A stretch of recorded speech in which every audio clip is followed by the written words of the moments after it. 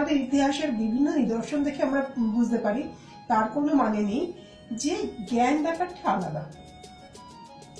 হ্যাঁ, শিক্ষা একটা সোপান জ্ঞানের জায়গায় পৌঁছাতে গেলে, কিন্তু সবসময় যে শিক্ষাটাকেই কাগজে কলমে শিক্ষিত হলেই যে জ্ঞানী হবে তার কিন্তু কোনো মানে নেই। যেমন ধরুন, কিছু জ্ঞানের আলোর পথ ধরে যে শিক্ষাটার রাজ্যে প্রবেশ করা হয় সেটা হলো প্রকৃত শিক্ষা। শিক্ষা বলতে যেটা বোঝায় যে প্রকৃত জ্ঞানটাকে উপলব্ধি করার ব্যাপার। এখন দেখা যায় যে অনেক ক্ষেত্রে, ধরুন একটা ছোটখাটো উদাহরণ দিচ্ছি, যে আমি জ্যোতিষশাস্ত্র মানি না, অথচ আমি তাই জন্য আমি জ্ঞানী। তা এইরকম একটা মানে ছেলে মানুষই চিন্তা ভাবনা দিয়ে যে শিক্ষার প্রচারটা শিক্ষিত হবে তার তো কোনো মানে নেই। কারণ